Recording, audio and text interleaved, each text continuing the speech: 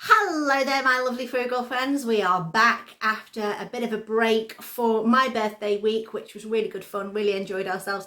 Went to RHS Bridgewater one day, which was a lovely visit out. We decided to buy a membership for that because it worked out a lot cheaper. Plus, it's not so far away from us that we're aiming to go about once a month, and there's various events on during the year. So the next one we're going to is a food event, one of the weekends in September. So for me, that's always going to be exciting and interesting. Plus they give a bit of a tour of their kitchen garden, so I'm looking forward to that. But I thought I'd give you a video on some of the things we have had to eat over the past couple of weeks. So have a look and let me know what you think. Tonight's tea is going to involve things that we need to use up. So we got mushrooms off an oleo haul, so they were free. So we're going to use those because they're super tasty, and if you know me, you know I love my mushrooms. Carrot, because we want to bump up the veg value, and again, oleo free. Pepper was not free, it was from a Too Good To Go, but that needs using up. We've got an onion because you need to use an onion in most dishes. And added to that, we're going to do a red wine stock pot, which I have probably had in the cupboard for about 3 years, so that'll be fine. Some bouillon powder, some garlic, some tomato puree, some Henderson's relish, some bay leaf, mixed herbs, and salt and pepper. So first thing I'm going to do is prep the veggies, and then we'll get on with the cooking. I've just put a bit of oil in the bottom of my Instant Pot on the saute function. Throwing in my onions to start with and the peppers, because I just want to get those started in the cooking process.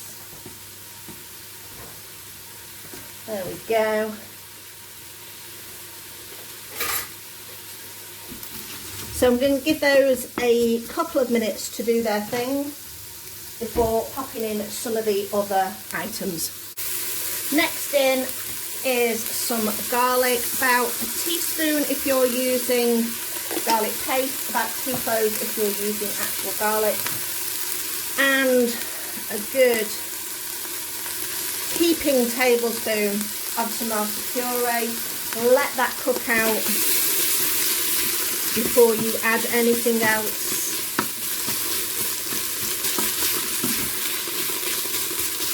It's important to let the tomato puree cook out, otherwise you get that kind of raw taste to it, which is not as good. You want a deeper flavour to it. So at least 2 minutes cooking out your tomato puree. In the meantime, I've chopped my carrots into like chunks. So I kind of got the length of my carrot and chopped round to make those chunks. We're going to throw those in.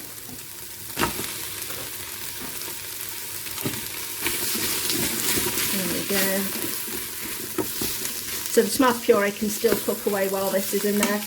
Mushrooms, you could slice them or chop them in half. I'm just going to break them up for laziness sakes.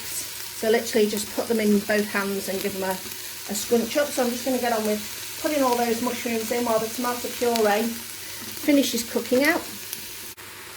Mushrooms are all in. Now, don't be afraid of that at the bottom. That is the fond. That is really, really good. As soon as you put some liquid in there, that will come up. That is flavour. Obviously, if it's black, it's not going to be a great flavour. So just keep an eye on your heat. Henderson's relish, a good couple of tablespoons of that. Bouillon powder, about a tablespoon of that. If you've just got stock, don't worry about it, that is absolutely fine. Red wine stock pot, or if you're lucky enough to have some red wine, put that in. Bay leaves, those are just the ends of my bay leaves. Bit of mixed herbs. Pepper.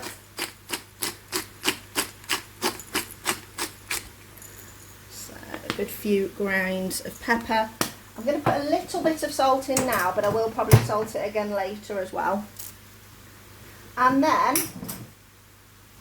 just give that a mix around. You see how it started to clean the base when I put the Henderson's in? There we go. And now boiling water. So you want enough water to not quite cover everything, but not far off. If you pushed everything down, you'd probably cover it, but just as is. There we go. And then it's just a case of putting the lid on and slow cooking for a few hours. I'm doing this on a slow cook, so cancel my saute, put on slow cook, on low. I'm going to go for 6.5, no, say 6 hours, then I'm going to come and have a check on it.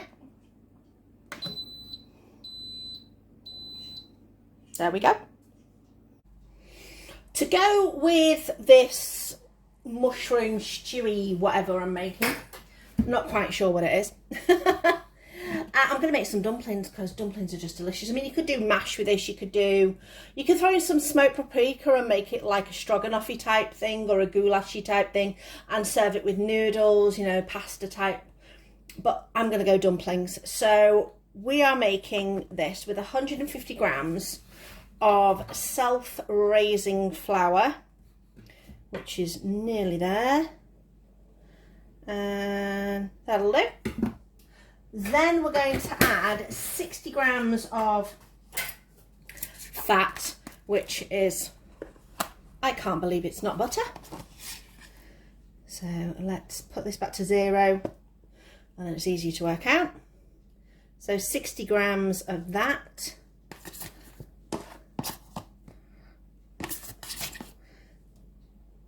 Oh, nearly.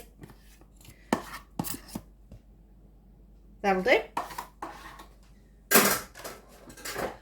Add to that some herbs because it just adds a really good flavour. So about a teaspoon of herbs, and I'm going to put in a pinch of salt.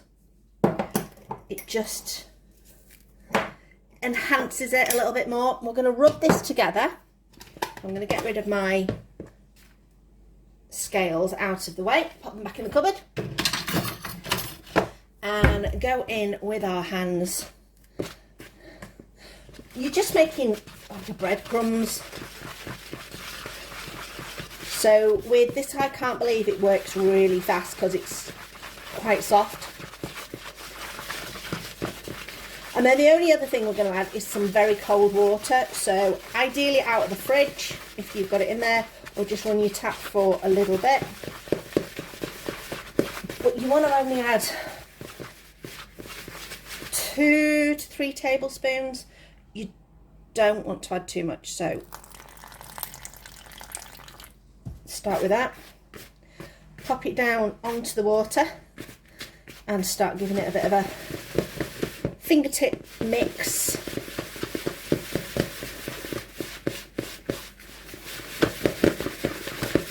So if you look at that, it's created really quite it's my favourite term, a raggy dough. So you just want to add a tiny bit more and that'll start to come together.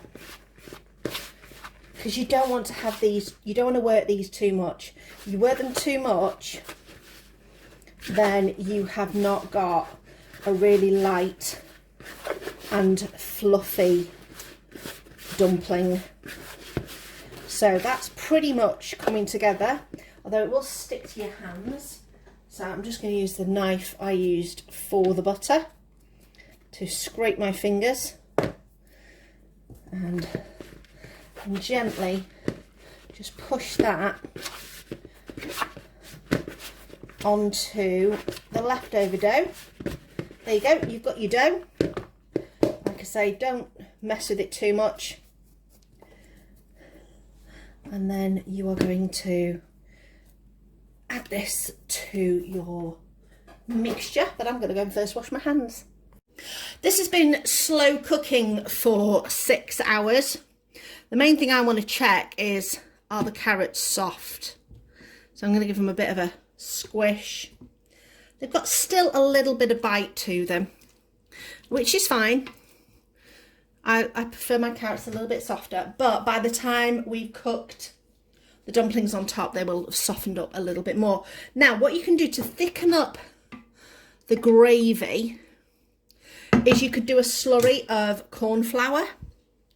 I'm going to cheat. I'm going to use a little bit of onion gravy. So these are just some gravy granules, and I'm just going to sprinkle these on. It's probably about a tablespoon of gravy granules there. Just going to give this a little mix. There we go. And already I can see it starting to thicken. So what we're going to do now is go with our dumpling dough. So we've got our dough. Let's make sure we get all of it. Squish it in. And it's a case of just dropping it in now. Little blobs on the top. I don't want to roll these into balls and make them look pretty. I like them quite loose. Now this is where the difficulty comes.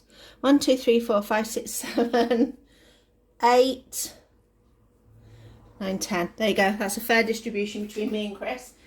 If we choose to, I'm going to put this back on slow cook just for an hour. But at the half-hour point, I'm going to have a look, see where we're up to, and probably take the lid off. I like my dumplings where they are cooked in the liquid, but they'll have an opportunity for the tops just to dry out a little bit, because what I find is that when you've got your lid on here, you can see all the moisture that will drip down on top and make them quite soggy.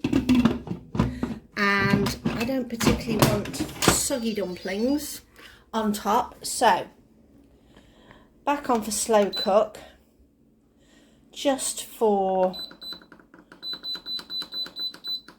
an hour.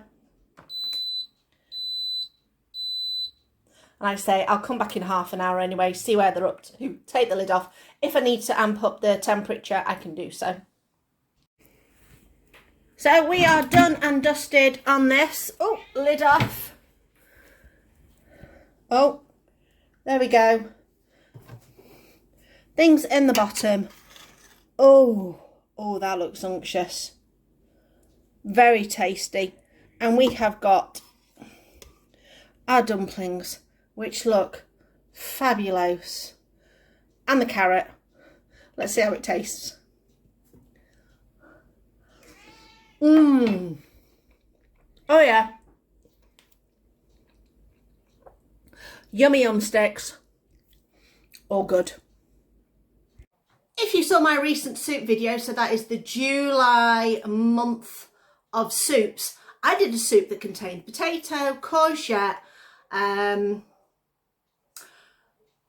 chard, I can't think what it was called then, thinking Swiss chard, no, collard greens, no, rainbow chard from the garden, made delicious soup out of it. I'm going to use those same basic ingredients again, add some onion into it, and we're going to make an absolutely delicious layered potato dish. Absolutely yum. So here we go, here's the ingredients. So I've got the courgette from the garden, onion that's not from the garden. These are from an oleo haul.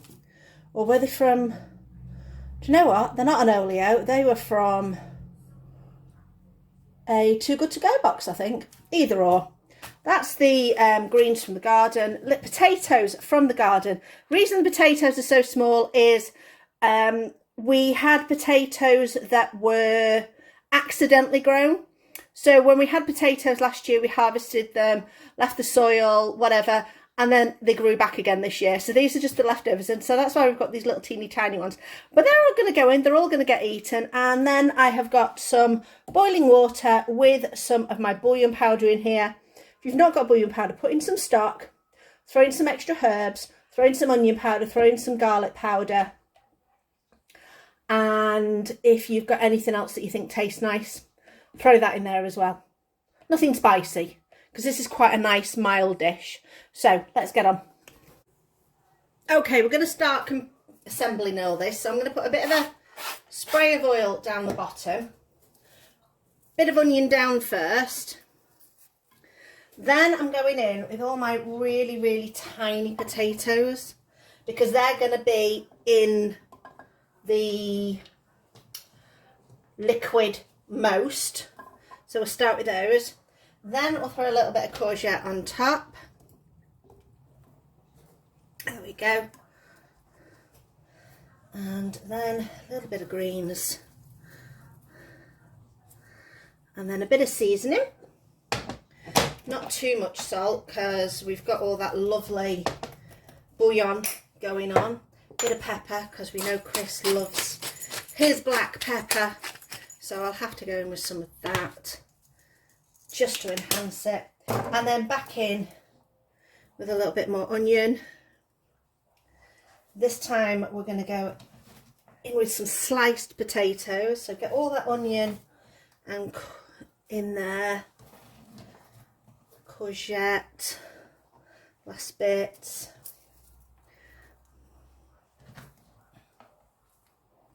Here we go. Last bits of courgette. Find them all. I mean, if you've got the odd stray that's not in the right layer, it's fine. There we go. Right, press this down because otherwise I end up with it domed. Next, I'm going to go with some potatoes. I'm not too worried about making this layer look pretty. As long as it's covered, and I tend to use the ends of the potatoes in the lower layers and save the prettier potatoes for the top if you want to make it look fancy schmancy. There we go. Just find any more of my ends. Should be good. There we are. Layer of greens. I mean, you can layer this as you know, whatever way you want, but like I say, I would recommend if you've got those little potatoes, popping those at the bottom. Now, finishing it off, trying to make it look pretty. I mean, it's a lot easier when you've got bigger potatoes, obviously, but this is just what we had from our garden haul. So we're going to try and layer it the best we can. We might run out of potatoes that I have sliced. I may have to slice a couple more. We shall see. There we go. Getting there. Looking pretty on top. Oh, maybe one more. One more? Do we need one more? Should we go for it? We'll go for this one. Find my fingers.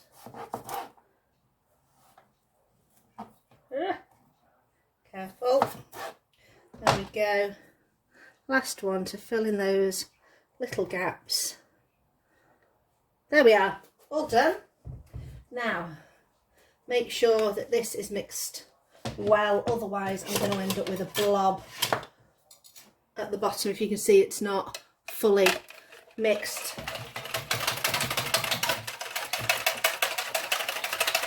There we go.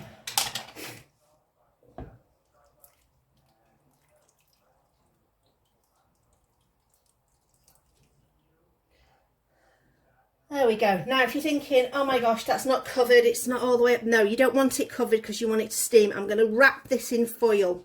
So it's going to steam inside there. It's going to be in the oven for a good 40 minutes to make sure that everything's cooked through, to make sure the main thing is to make sure the potatoes are cooked through. So wrap this in foil, make sure it's, or if you've got a lid for something like this, just make sure it's nice and tight and wrapped round, and that'll be good to go. So this has come out of the oven, and I took the foil off, sprinkled a little bit of vegan cheese over the top, put it back in for another 5 minutes, and it is all sorted. We have got some veggie sausages in the air fryer to go with this. So this is a little bit juicy at the bottom, which has made everything nice and tasty and cooked. So we're just going to split this between us. Now, I have had this on my own in the past, just a portion, all by itself for me. Absolutely tasty, absolutely yummy, really, really great. But like I say, we're having it with sausages tonight. So this is really, really good. There you go. There's those little tiny, I can't catch it. Get on there, you little bugger. Right, a little tiny potato. All done, undusted. So I'm going to get the sausages.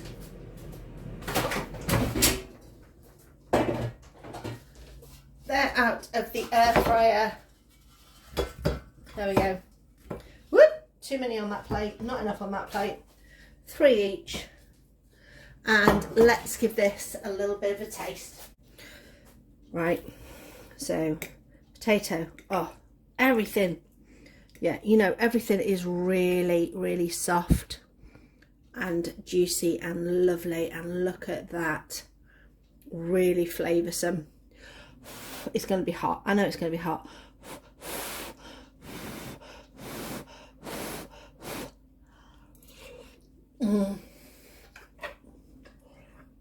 Oh yeah.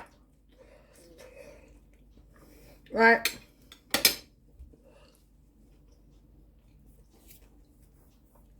Tea sorted. Really good. Super flavoursome. Lots of really good fresh vegetables. Really, really tasty. So I've got this half tin of coconut milk. Now, if you've not seen this before, this is the one from Lidl. This is one of the best coconut milks you can get, with 94% coconut extract in there. So when I do use it, I mean, this has been in the fridge, but you can see how thick that's gone. When I do use it, I only end up using half a tin, because you just do not need to have a full tin of that, because it is so rich. It's brilliant. And I'm thinking, what do I want for tea? And I quite fancy some pasta. So yes, I'm going to use my coconut milk to make myself a pasta sauce. I have got, at last, some tomatoes from the garden. Yay! At last! They are coming through. My San Mazzanos are not doing particularly great. They keep sort of like, this isn't a San Mazzano, but if you imagine, so I'll look at it and it'll start to look nice and red at the top, but as soon as I look at the bottom, it's gone a bit manky. So not impressed with that, but all these lovely little ones are doing really, really well. So what I'm going to do is I'm going to make a creamy tomatoey pasta with, I'm going to use some tomato puree. I'm going to use all the other things out the herb drawer, you know, the onion powder, garlic powder, whatever else I've got in there. Let's see, we've got some mixed herbs, we've got some oregano, we'll throw some of those in as well. But I'm going to roast some tomatoes in the air fryer. Now, so I don't make a big old mess of the air fryer, I'm going to put a little bit of foil down at the bottom to stop them from making a juicy mess at the bottom. So all I'm going to do is I'm just going to chop these in half and pop them in the air fryer with a little bit of oil, just some spray oil, not too much. And I think I'll sprinkle some of the mixed herbs over the top, and then we'll get cracking on everything else. So there you go, there's some chopped up tomatoes, and I actually decided to put a bit of red pepper in there as well. I thought that'd be quite nice. I've just sprayed it with some oil. I'm just going to do a bit of a sprinkle. Pop this in the air fryer on 200 for about 10 minutes and see where it's up to. In the meantime, I'm getting my pasta water boiling. There we go. So pasta water is boiling nearly. This is out of the kettle, I'm not boiling it on the hob. Good load of salt in there. Got some of this pasta that I got from Roger's Wholesale, not last time I went, but even the time before that. This is a really, really nice one. It's quite a thick pasta. It's really quite tasty. So I'm going to pop that in there once this comes onto the boil and cook it for about 8-10 minutes, let's say, roughly the same time, and hopefully it'll be nice and done. Okay, so I've just got myself an onion that I'm just going to slice thinly, but as I was taking the paper and my ends and putting them in the freezer in my stock bag, I remembered and I spotted these. I forgot I had these in the freezer that I'd got.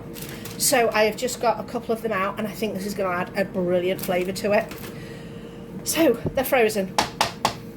I am just going to chuck them in the air fryer with the tomatoes and everything, because that's not been on a massive amount of time, and they can just do their thing in there while I chop this onion and the pasta carries on cooking. The pasta's pretty much done, I've just taken it off the heat and leaving it in the water for now. The onions have softened slightly.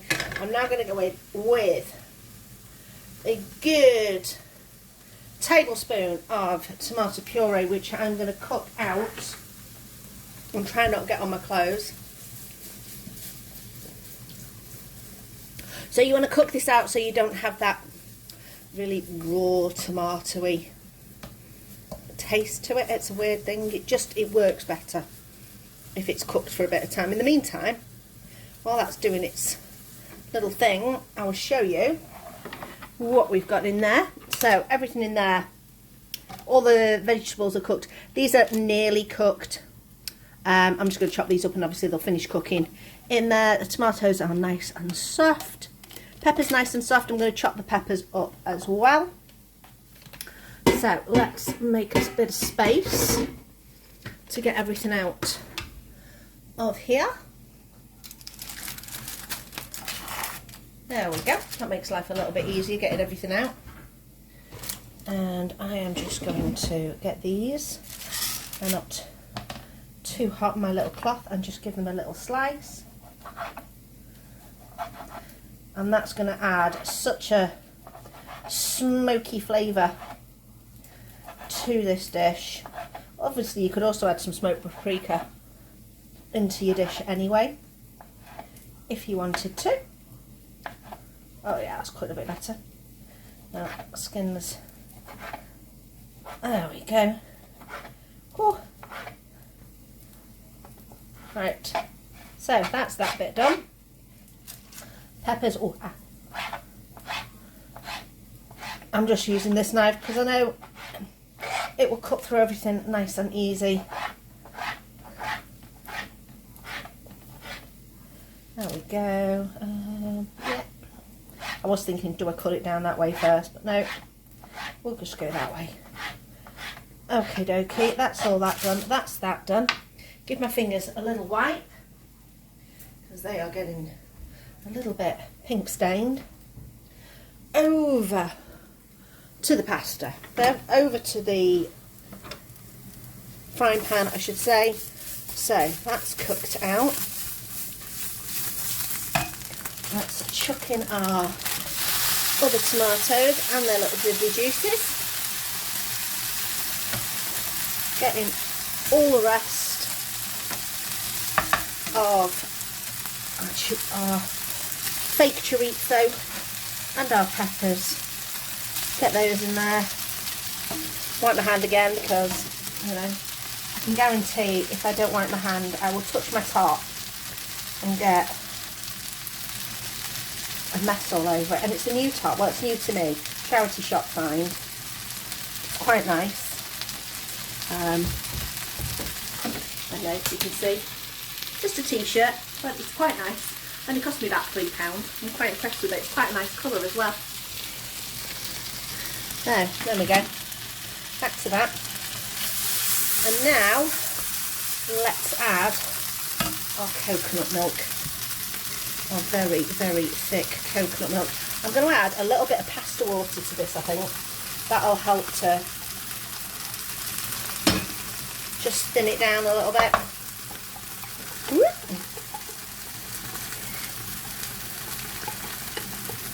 There we go. Yeah. You want to make sure that tomato puree is all nicely mixed in. Okay, I'm going to put this on a bit of a lower heat now. Turn that down. You don't want it boiling away because otherwise the fats in the coconut milk will start to separate. So you don't want it too high. Oh, I missed a bit there. Just on the edge. Right, let's go in with a few more of our mixed herbs. Let's get in a little bit of onion powder. And a little bit of garlic powder. Whoop. Give those a bit of a squash down. And a mix through. I'm just going to leave this on a very low heat. Just for a few minutes for all those flavours to marry together. I'm just going to have a quick taste just to see how it is.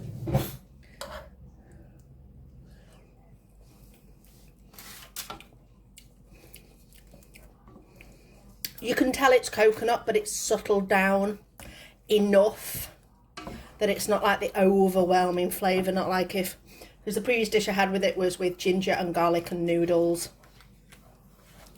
But it is lovely and creamy. And if you give it a few more minutes, these flavours are going to meld through as well. I think I might throw in a little bit of the old smoked paprika as well. Just a faint sprinkle, just to get it that little bit warmth through it. If you wanted to, you could also put in some cayenne if you wanted a bit of a kick. But we're not going for that flavour today. We're just going smoky and warming.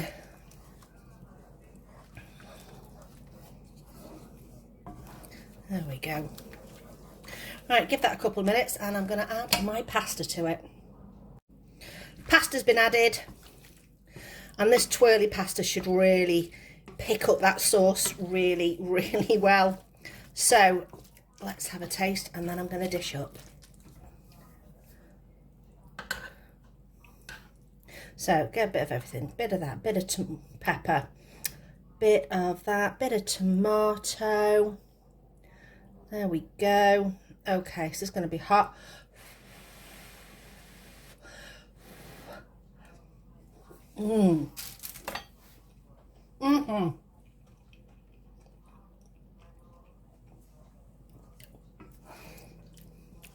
That little bit of extra paprika and that little bit of extra cooking time has pretty much neutralised the coconut. All you're now getting is just that lovely creamy mouthfeel that you want. I hope you enjoy this one. How did you enjoy that? So those were 3 things that we had over the past couple of weeks that I thought you might like to watch. If you're wondering why my top's now looking a little bit spotty, it's because, show you out the window, we're raining. It was absolutely lovely before. I walked home part of the way from working at nursery, and yeah, it was lovely. But now it's absolutely bucketing it down, but you know, it'll fill up the water butts and give the plants a little bit of a watering, though we'll have to check the pots later. Anyway, back to the food. I hope you enjoyed this video. I hope you enjoyed what we made this past couple of weeks, and using up the things that we have in and not wasting anything, because that's what we try and do in this house, is not waste any food at all. Even those tiny, tiny, tiny little potatoes will get used. Thanks for watching. Please do the liking and subscribing. If you're new to here, please hit that subscribe button, hit the notification button, and you'll know when the next video is up. I tend to put videos out every Wednesday and Sunday at about 4:30 British time, so I hope you can join us. As I say, thanks for watching, and I'll see you next time.